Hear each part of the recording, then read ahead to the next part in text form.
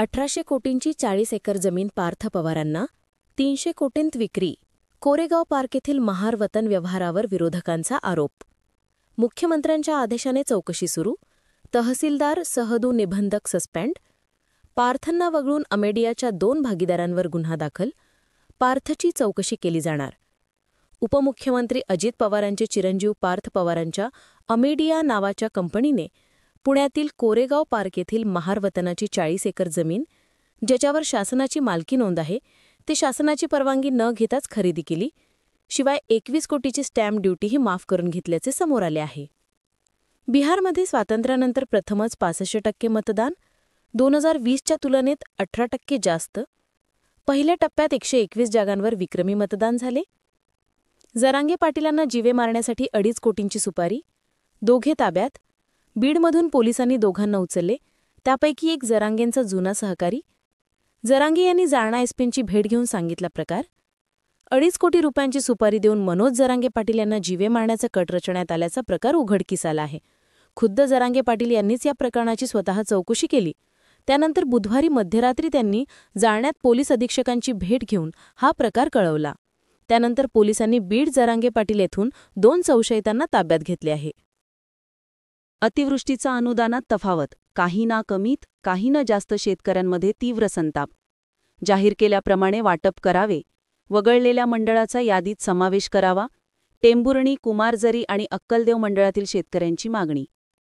Bogus मतदान होऊ नये यासाठी प्रशासन सजग. यादीत दुबार मतदारांना येणार नाही. 2-5 असा फॉर्म. महापालिका निवडणूक विभागाचे स्पष्टीकरण.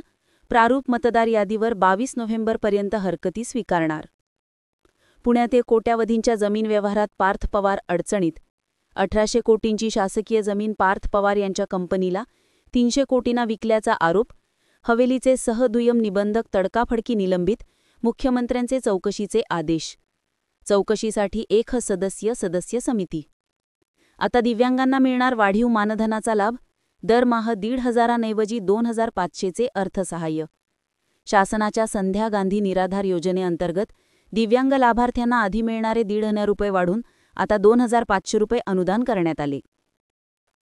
परभणी जिल्ह्यात अतिवृष्टी आणि पूरपरिस्थितीग्रस्तांना भरीव मदत. 918 कोटींची मदत मंजूर. शासनाची मदत थेट शेतकऱ्यांच्या खात्यावर जमा. शासनाने केली आर्थिक मदत मंजूर. किनवट तालुक्यात 37% सुधारित पैसेवारी जाहीर झाली.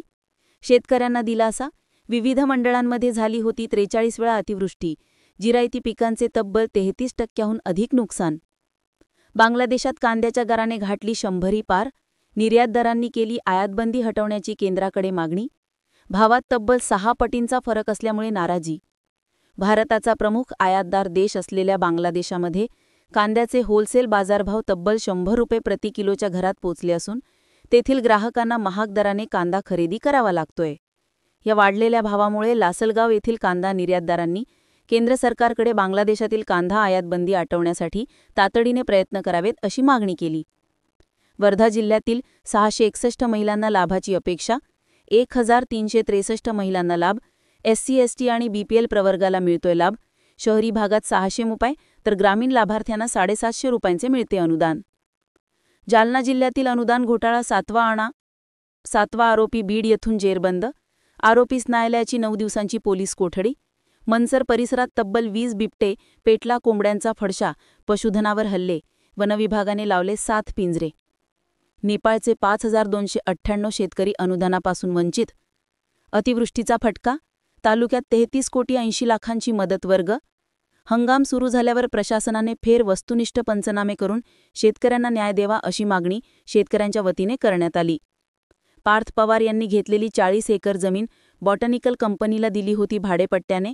व्यवहार पूर्ण झाला नसल्यामुळे 7/12वर नोंद नाही. सरकार चौकशी करणार. महाडीबीटीमधील 2.25 लाख कर्ज पोकराकडे वर्ग. फेर अर्ज करण्यापासून शेतकऱ्यांना दिलासा. दुहेरी अर्जाची सुविधा बंद. नानाजी देशमुख कृषी संजीवनी प्रकल्पाच्या 2ऱ्या टप्प्यात 6 वर्षांमध्ये 6,000 कोटीचे अनुदान वाटले जाणार आहे. कृषी विभागाच्या मूळ योजनांपेक्षाही लवचिक आणि गरजेनुसार बाबींकरिता पोकरातून वैयक्तिक अनुदान मिळणार आहे. त्यासाठी 7,201 गावे निवडण्यात आली आहेत. या गावांमधील शेतकरी पूर्वी अनुदानासाठी महाडीबीटी संकेतस्थळावर अर्ज करत होते. मात्र पोकरात समाविष्ट झालेल्या योजनेकरता महाडीबीटीमध्ये अर्ज करणार लागणार आहे.